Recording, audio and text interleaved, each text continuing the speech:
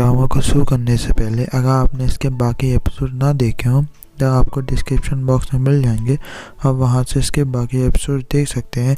Drama की शुरुआत में हमें लुई, चैन, हेलेन और गुई को गेम खेलते हुए दिखाया जाता है, जहाँ पे ये सब लोग गेम खेल रहे होते हैं और गुई सबको बता रही होती है कि कैसे कैसे हमला करना है और कैसे कैसे कहाँ पे अटैक करना है। तो ये लोग गेम जीत जाते हैं। सब लोग बहुत ज़्यादा ही खुश होते हैं गेम जीतने पे। उसके बाद हमें दिखाया जाता है, चैन कहता है हमने जिस टीम को हराना चाहते थे आज हमने उस टीम को हरा दिया।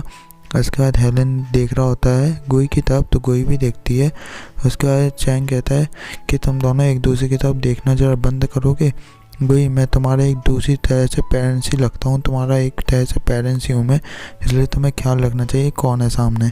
ये कहती है तुम पेरेंट्स टाइप के लगते तो नहीं हो, क्योंकि तुम्हें हरकतें बिल्कुल इसे बच्चों टाइप की है, इसलिए तुम्हें थोड़ा सुधर जाना चाहिए, तब मैं तुम्हें बड़ा मानने लगूंगी।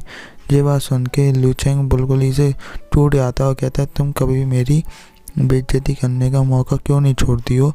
उसके बाद गुई कहती है चलो साहब ने आज बहुत अच्छा किया है। उसका दोस्त इतनी तारीफ सुन के गुई के मुंह से कहता है आज ऐसे हो क्या गया है, कहीं ये मीठा पेड़ा खा के तो नहीं आई जो इतना अच्छा बोल रही है। इतने वहाँ से हेलेन चले जाता है तो गुई कहती है एक चीज़ ध्यान रखना, आज हम जो गेम मैच जीते हैं वो हेलेन ही की वजह से है। फिर हमें गुई और हेलेन को रास्ते में जाते हुए दिखाया जाता है। हेलेन कहता है तुम तो आज बिल्कुल ऐसे लड़ रही थी जैसे कि तुम लोग बिल्कुल रियल स्पेस फाइट में लड़ रही हो, और तुमने आज सबको बहुत अच्छे से लीड किया है और सबको बहुत अच्छे से सिखाया भी है तुमने गेम। इतने में हेलेन कहता है मुझे तुम्हें एक चीज़ तो बतानी थी, एक वीडियो है मुझे वो दिखानी है तुम्हें, लेकिन मैं दिखाना नहीं चाहता, रहने दो चलो। उसका गुई को गुस्सा आती है। गुई कहती है अगर तुम्हें दिखाना नहीं था तो बोलना नहीं चाहिए था, अब दिखाओ जल्दी। तो हेलेन को अपने पास खींच लेती है वो, तो जो दोनों ही घबरा जाते हैं, दूर होते हैं। फिर उसका गुई को दिखा देता है वो उसकी वीडियो जहाँ पे कोई गाना गाई थी अजीब तरीके से। उसके बाद गुई मोबाइल छीनने के लिए जैसे ही जाती है हेलेन पीछे कर लेता है। उसके बाद ये लोग ऐसे ही फिर नॉर्मल बातें करने लगते हैं। उसके बाद हेलेन कहता है कि तुम्हारा भी कोई सीक्रेट है क्या, तुम एक चीज़ तुमने एबू नाम क्यों रखा अपना गेम का। तो कोई कहती है ऐसा कुछ भी जो नहीं था, मैंने बस वो नाम ऐसे ही रख लिया था, मेरे मन में आया था, तो ऐसा कुछ भी नहीं है उस नाम में। इसके बाद हमें दिखाया जाता है चैंग के दोस्त को, जो कहता है तुम इतने दुखी क्यों बैठे हो। उसके बाद चैंग कहता है हमेशा गुई साथ देती है हेलेन का, कभी भी उसने मेरा साथ नहीं दिया, अब वो मुझे हमेशा परेशान करती रहती है, तो बताओ मैं क्या करूं। उसके बाद उसका दोस्त कहता है मुझे लगता है तुम गुई से कहीं प्यार यार तो नहीं करने लगे हो, क्योंकि तुम लोग का कोई खून का रिश्ता तो है नहीं, तो शायद ऐसा हो सकता है तुम गुई को पसंद करने लगे हो, इसलिए हेलेन के साथ देख के तुम्हें जेलसी होती हो। चैंग गुस्सा होकर कहता है अपना मुंह शांत करके बैठ। इतने में दिखाया जाता है प्रोफेसर को, जो अपने पार्टनर को लेने आया होता है रेस्टोरेंट से, क्योंकि वो अब वेटर का काम कर रहा होता है। उसका प्रोफेसर कहता है तुम ऐसे वेटर का काम करते हो अच्छे नहीं लगते हो, क्योंकि तुम पीएचडी करे वाले इंसान हो, इतना पैसा खर्च किया है मैंने तुम्हारे ऊपर 2 साल तक, और तुम ऐसे ही मुझे छोड़ के कैसे जा सकते हो, और तुमने सब कुछ ख़त्म भी कर दिया है वहाँ का। उसके बाद आदमी बोलता है प्रोफेसर मैं ऐसा कुछ भी नहीं करना चाहता था, वो तो आप जानते हैं कि मेरी मजबूरी थी, इसलिए मैं वहाँ से भागना पड़ गया था। उसके प्रोफेसर कहते हैं मैंने 2 साल तक तुम पर पैसा लगाया, तुम ऐसे ही भाग गए, तुमने ना कुछ बता दिया ना कुछ, तुमने सिर्फ ये कहा कि मैं अब आपकी मदद नहीं कर सकता, इसलिए मुझे अब जाने दीजिए। वो प्रोफेसर से माफ़ी मांग रहा होता है। उसका वो कहता है ये सब कुछ आप जानते हैं किसकी वजह से हुआ है, लेकिन मैं अब वापस नहीं आना चाहता उससे लैबोरेटरी में। इसके प्रोफेसर कहते हैं तुम्हें आना तो पड़ेगा। प्रोफेसर कहते हैं तुम ऐसे छोड़ के क्यों चले गए थे पूरा काम। फिर सामने वाला आदमी कहता है कि आप भूल चुके हैं कि गुई ने हमारा सारा प्रोग्राम तोड़ दिया था और वो फाइल लेके भी भाग गई थी, अपनी इतनी इम्पोर्टेंट फाइल थी वो, इसलिए मैंने अपनी जान बचाने के लिए वहाँ से भाग गया था और अब मैं बाहर नहीं आना चाहता। प्रोफेसर को तो कुछ याद नहीं होता क्योंकि उसकी याददाश्त जा चुकी होती है। फिर सीन कट होके हमें दिखाया जाता है यहाँ पे चैंग आया होता है और चापलूसी कर रहा होता है हेलेन की, क्योंकि वो हेलेन को लेना चाहता था अपने गेमिंग टीम में, जिससे वो सारे गेम जीत सके। तो हेलेन कहता है मैं तुम्हारी टीम में एक शर्त पे आऊँगा कि तुम मेरी थोड़ी इज्जत किया करो।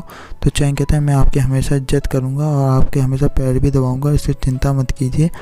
उसके हेलेन कहता है इसकी कोई ज़रूरत नहीं है, तुम यहाँ से जाओ। उसके हेलेन खेलने लगता है फुटबॉल, फिर से बहुत अच्छी किक मारता है वो। उसके बाद चैंग लड़की जड़ी की हरकतें करते हुए कहता है कि आपने बहुत अच्छा किक मारा है, ऐसा किक तो कोई नहीं मार सकता था। ऐसी शक्ल बना के वो कहने लगता है। तो हेलन कहता है क्या तुम्हारा मेरे ऊपर क्रश तो नहीं है, क्योंकि तुम लड़कियों जैसी हरकत कर रहे हो। तो चैंग को गुस्सा आ जाती है। चैंग कहता है निकलो अब यहाँ से, आज के बाद मैं तुम्हारे पास आऊँगा भी नहीं। इसके बाद हमें दिखाया जाता है चैंग के दोस्त को। वो कहता है क्या हुआ, इतना मूड क्यों ऑफ है तुम्हारा। तो चैंग कहता है कि हेलन बहुत ज़्यादा ही घमंडी है, मैंने उसे इतना मनाने की कोशिश करी, वो तो फिर भी यहाँ पे नहीं आया, जाने उसके अंदर किस बात का घमंड है। तो चैंग का दोस्त कहता है हेलन तो यहाँ बैठा है, देखो वो खेल रहा है वहाँ पे गेम। उसके हेलन को दिखाया जाता है जो गेम खेल रहा होता है। तो चैंग कहता है कि तुम यहाँ पे क्या कर रहे हो, तुम्हें तो आने से मना कर दिया था, अगर तुम्हें आना था तो मुझे पहले ही बता देते, मुझे इतना परेशान क्यों किया। हेलन कहता है मैं तुम्हारी वजह से नहीं आया हूँ, मुझसे गोई ने बोला था आने के लिए, इसलिए मुझे यहाँ पे आना पड़ा है, तुम्हारी वजह से नहीं आया हूँ। उसके हेलन कहता है मिलो मेरे दोस्त से, ये भी बहुत अच्छा गेम खेलता है। उसके बाद दिखाया जाता है चैंग कहता है इन दोनों जन को तो मैं छोड़ूंगा नहीं, अच्छे से बदला लूँगा। इसके बाद हमें दिखाया जाता है जो लोग गेम खेल रहे होते हैं, और ऐसा दिखाया जाता है जो लोग गेम के अंदर हैं। उसके बाद जो लोग हर गेम जीतते चले जाते हैं, जितने भी खेल रहे होते हैं ये लोग, और फेमस होते जाते हैं। उसके बाद हमें दिखाया जाता है जो मोमो होती है वो फिर से फर्स्ट आ जाती है क्लास में। तो उसकी दोस्त बोलती है मोमो तुम फिर से फर्स्ट आ गई, मोमो और गोई एक ही है, आप ये ध्यान रखना, आप कंफ्यूज मत होना। उसके बाद वहाँ पे फेंगाई बोलती है कि चीटिंग करके तो कोई भी आ सकता है। उसके बाद मोमो की दोस्त बोलती है पीठ पीछे क्या बोलती हो, बोलना है तो सामने बोलो। उसके बाद फेंगाई बोलती है कि तुम दोनों जन चीटिंग से आए हो, अगर तुम लोग पूरे समय गेम खेलते रहते हो, वहाँ देखो मोमो के भाई को, उसके इतने गंदे मार्क्स इसलिए आए हैं बिल्कुल नीचे, वो इसलिए आया है क्योंकि वो बिल्कुल भी पढ़ता नहीं था, और तुम लोगों के भी ऐसे ही मार्क्स आने चाहिए थे। मुझे लगता है तुम लोग चीटिंग करते हो, इसलिए तुम लोग के अच्छे मार्क्स आ रहे हैं। ये बात सुन के चैंग को भी अच्छा नहीं लगता है बिल्कुल भी। चैंग कुछ बोलने जाता है, इतने में हेलन आके कहता है कि मैं भी पूरे समय गेम खेलता रहता हूँ इनके साथ, लेकिन फिर भी मैं बहुत ज़्यादा मेहनत करता हूँ जिससे मैं पास हो जाता हूँ, इसलिए तुम अपना मुंह शांत करके यहाँ से जल्दी से निकल लो। उसके बाद फैंग को गुस्सा आ जाती है। तो वो कहती है मुझे लगता है तुम लोग ने एक गैंग बना ली है जिससे तुम लोग पेपर चोरी कर सको, क्योंकि पहले तो हेलन पेपर चोरी करता था, अब लगता है सब लोग करने लगे हो। इतने में मोमो के दोस्त को गुस्सा आने लगती है, लेकिन हेलन उसे मारने से रोक लेता है। इतने में अनाउंसमेंट होती है, मोमो, हेलन, चैंग और डिंग डैंग को प्रिंसिपल ऑफिस में बुलाया जाता है। जो लोग कंफ्यूज हो जाते हैं कि हम लोग प्रिंसिपल ऑफिस में क्यों बुला रहे हैं, फैंग बोलती है मुझे लगता है सही में तुम लोग ने पेपर्स चुराए हैं। और फिर दिखाया जाता है इन चारों को खड़े हुए ऑफिस में, और ये लोग कह रहे होते हैं कि हमने कुछ भी नहीं किया है, इसलिए आप हम लोग को पहले अपनी बात रखने का मौका देंगे, उसके बाद कुछ भी कहेंगे, क्योंकि मैंने कुछ भी नहीं किया है, इसलिए मैं आप लोगों से बिल्कुल नहीं डरता, प्रिंसिपल से वो लोग कह रहे होते हैं। इतने में फिर चैंग कहता है कि मैं टॉप 50 में नहीं आ पाया, लेकिन अगली बार से मैं टॉप 100 के अंदर तो ज़रूर आ जाऊंगा, इसलिए आप प्लीज़ मुझे स्कूल से मत निकालिएगा। लेकिन गोई तो अपने एटीट्यूड में होती है, वो कहती है कि अगर आपने मुझे अपनी बात रखने का मौका नहीं दिया तो मैं अभी हाल स्कूल छोड़ के चली जाऊँगी। हेलन उसे रोकता है। फिर इतने प्रिंसिपल सर कहते हैं तुम लोग क्या बोल रहे हो, मैंने थोड़ी ना तुम लोग को इस स्कूल से निकालने के लिए बुलाया है, मैंने तो तुम लोग को काम से बुलाया है, एक कंपटीशन आ रहा है, इस चक्कर में मैंने तुम चारों जन को बुलाया है, कोई टेक्निकल में अच्छा है, कोई गेमिंग में अच्छा है, इसलिए मैंने तुम सबको बुलाया है यहाँ पे। अब तुम लोग सुनो, एक साइंस एंड टेक्निक्स का होने वाला है कंपटीशन, और उसमें तुम सबको फर्स्ट आना है, इसलिए मैंने तुम सबको बुलाया है। और उसके बाद प्रिंसिपल चैंग से कहते हैं कि तुमने अपनी बात को रखना है कि तुम्हें टॉप 100 के अंदर आना ही है इस बार। उसका चैंग अपने मुंह पे मारने लगता है कि मैंने ऐसा क्यों बोला, मुझे तो ऐसा बोलना ही नहीं चाहिए था। फिर हमें दिखाया जाता है ऐसे आदमी को जो प्रोफेसर को सारी बात बता देता है। उस दिन मोमो ने आके कैसे तोड़ फोड़ कर दी थी पूरी मशीनों की, और हम लोग को जाल में फंसा लिया था, जिससे उसने सारी मशीनें तोड़ दी थी। प्रोफेसर बहुत गुस्से में होते हैं। फिर इसके बाद हमें दिखाया जाता है गोई को जो चला रही होती है वहाँ पर लैपटॉप, और पढ़ रही होती है ब्लैक होल के बारे में। इसके बाद हेलन कहता है तुम एक हाई स्कूल की स्टूडेंट होकर ब्लैक होल के बारे में क्यों पढ़ रही हो। गोई कहती है कि मुझे ब्लैक होल के बारे में पढ़ना बहुत पसंद है, और अपनी धरती तो बहुत पीछे है, अगर ब्लैक होल के अंदर से निकलना है तो अपन को बहुत तेज़ रफ्तार से निकलना पड़ेगा, लेकिन अपनी धरती इस मामले में बहुत पीछे है। इतने हेलन कहता है ऐसा नहीं है, एक बार नासा ने कोशिश करके देखी थी ब्लैक होल से निकलने की, लेकिन वो निकल नहीं पाई थी, इसी चक्कर में उन्होंने उस प्लान को ख़त्म कर दिया था, नहीं तो पृथ्वी भी निकल सकती थी। उसका कोई कहती है अगर उससे निकलना है तो हमें लाइट की स्पीड से निकलना होगा, नहीं तो हम लोग बिल्कुल भी ब्लैक होल से निकल नहीं सकते क्योंकि हम लोग वहाँ पे फंस जाते हैं। ये लोग ऐसी ही बातें कर रहे होते हैं। तो कोई कहती है तुम्हें नासा में बहुत इंटरेस्ट है ना, तो हेलन कहता है हाँ मुझे वहीं पे जाना है। इसके बाद हमें दिखाया जाता है फैंग को, जो आके हेलन से कहती है कि मुझे तुमसे अकेले में बात करनी है। तो हेलन कहता है नहीं साथ में बात कर लो ना, क्या दिक्कत है। लेकिन कोई कहती है नहीं तुम बात कर लो, मैं बाद में आती हूँ। इसके बाद हेलन कहता है हाँ बोलो क्या कहना है। उसके बाद फैंग कहती है क्या तुम गोई को पसंद करने लगे हो, क्योंकि तुम आजकल बहुत ज़्यादा उसके साथ फिर रहे हो और बिल्कुल भी तुमने फैंगाई को कॉल ही नहीं किया है। तो हेलन कहता है फैंगाई ने ही मुझसे मना किया था कि मुझे आज के बाद कॉल नहीं करना और आज के बाद मुझे तुमसे कोई भी कांटेक्ट नहीं रखना है, इसलिए मैं उससे बात नहीं करता हूँ। तो फैंग कहती है उसने तुम्हें कॉल लगाया था लेकिन तुम ही ने उसकी कॉल नहीं उठाई थी, क्योंकि अब तुम्हें नए नए दोस्त मिल चुके हैं इसी चक्कर में।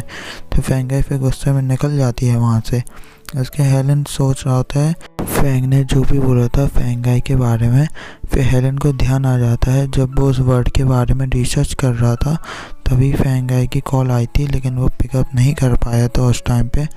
तो अभी हेलन रात की कॉल लगाता है फैंगाई को, लेकिन वो कॉल नहीं उठाती है। फिर हमें दिखाया जाता है हेलन दुखी बैठा होता है। वहीं पे चैंग आके कहता है कि बताओ तुम्हें क्या हुआ है, तुम इतने दुखी क्यों बैठे हो। तो हेलन कहता है इससे तुम्हारा कोई मतलब नहीं है। उसके बाद चैंग कहता है तुम नंबर 1 स्टूडेंट थे एक टाइम पे और लोग तुम्हें इतना ज़्यादा पसंद करते थे। मुझे तो ये समझ नहीं आता तुम्हें लोग इतना पसंद क्यों करते थे, क्योंकि तुम भी तो एक नॉर्मल इंसान हो और हाथ पैर भी तुम्हारे उतने ही हैं। इसके बाद चैंग कहता है क्या तुम मेरे लिए एक फेवर करोगे, तो मुझे पेपर में पास करा दो। तो हेलन गुस्से में जाने लगता है क्योंकि उसे लगता है कि ये चीटिंग करने की बात कर रहा है। लेकिन चैंग बोलता है मुझे चीटिंग नहीं करना है, तुम मुझे बस अच्छे से पढ़ा दो। उसका हेलन कहता है मैं 10th में हूँ और तुम 12th में हो, कैसे पढ़ाऊँगा। फिर हेलन वहाँ से निकल जाता है। चैंग कहता है मैं इसका मतलब हाँ समझूँगा। इसके बाद दिखाया जाता है इन सबको घूमते हुए, और उसके बाद जो लोग पढ़ा रहे होते हैं चैंग को, एक तरह से वो जब भी सो जाता है जो लोग पीट देते हैं उसे, तो वो वापस उठ के पढ़ने लगता है। वो बहुत मेहनत करता है और एग्ज़ाम में भी उसके अच्छे मार्क्स आते हैं, जिसे देख के वो बहुत ज़्यादा ही खुश होता है और बहुत ज़्यादा ही ज़ोर ज़ोर से हंस रहा होता है। उसके पेरेंट्स को तो विश्वास ही नहीं होता है जी इसका रिज़ल्ट है कि नहीं है और जी हमारा वही बेटा है कि नहीं है जो 0 लाता था हर एग्ज़ाम में। इसके बाद दिखाया जाता है फैंग इतना ज़्यादा हंस रहा होता है कि वो नीचे गिर जाता है, उसे बहुत भयंकर लगती है। उसके बाद हमें हेलन को दिखाया जाता है जो एबू का मतलब सर्च कर लेता है। एबू का मतलब होता है जो बिना नाम का इंसान।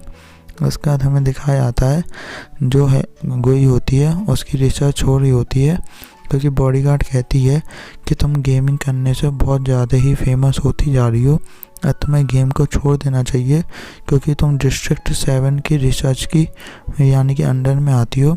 अगर तुम इतनी ज़्यादा फेमस हो गई तो तुम्हारे पीछे लोग लगने लगेंगे हर जगह पे, इसलिए तुम्हें थोड़ा शांत रहना चाहिए। उसके बाद तो कोई कहती है जैसा सब मैं मज़े के लिए खेलती हूँ। तो वो बॉडीगार्ड कहती है कहीं तुम्हारा दिल तो नहीं टूटा है ना। तो कोई कहती है ऐसा कुछ भी नहीं हुआ है और चिंता मत कीजिए। उसके बाद बॉडीगार्ड कहती है तुम्हें थोड़ा ध्यान रखना चाहिए अपने ऊपर, क्योंकि अब तुम बहुत से लोगों की नज़र में हो, इसलिए तुम्हारा ज़रा ध्यान से काम किया करो, कभी भी किसी मुसीबत में मत पड़ना। और वैसे भी अगर तुम किसी मुसीबत में पड़ी भी तो मैं तुम्हें हमेशा बचा लूँगी, फिर भी ध्यान रखना। तो कोई कहती है बस मैं कल का गेम खेल लूँ, उसके बाद मैं कभी भी गेम नहीं खेलूँगी। उसके बाद हमें दिखाया जाता है ये लोग गेम खेलने के लिए पहुँच जाते हैं और बहुत सारे लोग आए होते हैं जी, क्योंकि एक टूर्नामेंट होता है गेम का। उसके बाद हमें दिखाया जाता है दोनों टीमों को। उसके बाद गोई बैठी आती है गेम खेलने के लिए।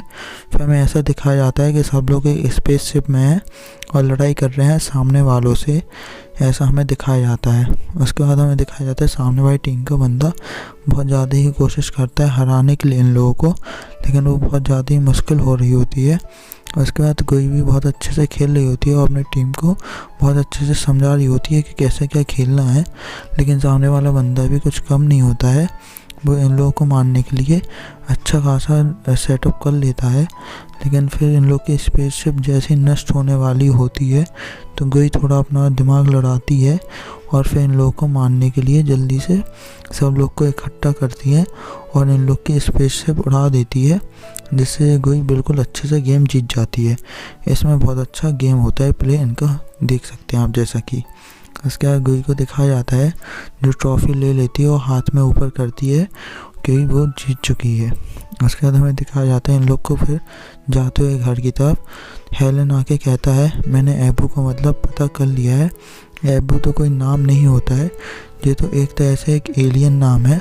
उसके बाद गोई कहती है कि बहुत टाइम बाद मुझे किसी ने इस नाम से बुलाया है। उसका हेलन कहता है कि तुम्हारा जैसे एक सीक्रेट है। बताता है कि जब मेरी मॉम ख़त्म हो गई थी उसके बाद मेरे डैड को लगा था कि मैं अपनी याददाश्त भूल चुका हूँ और ने मेरा नाम चेंज कर दिया था और मेरे बचपन का नाम चेंग चेंग था और मेरे डैड को अभी तक पता नहीं है कि मुझे अपने बचपन का नाम याद है। उसके बाद वो गोई से कहता है तुम्हें जब भी अपना सीक्रेट बताने का मन करे तो बता सकती हो, मैं तुम्हें फोर्स नहीं करूँगा। उसके बाद गोई को दिखाया जाता है जो रिकॉर्डिंग करने के लिए बैठ ही आती है और फिर गोई कहती है कि आज मुझे पूरे 130 दिन हो चुके हैं इस धरती पर रहते हुए और मैंने आज एक अवार्ड भी जीता है। और जब हेलन ने मुझे गोई नाम एबू नाम से बुलाया था तब मैं कुछ टाइम के लिए घबरा गई थी, लेकिन फिर मैंने अपने आप को संभाल लिया था, इसलिए मुझे वो नाम सुन के भी अच्छा लगा था। इसका गोई कहती है कि एक न एक दिन ऐसा आएगा मैं हेलन को पूरी सच्चाई अपनी बता दूंगी। यहीं पे ये एपिसोड एंड होता है। नेक्स्ट एपिसोड में मिलते हैं। Thank you for watching.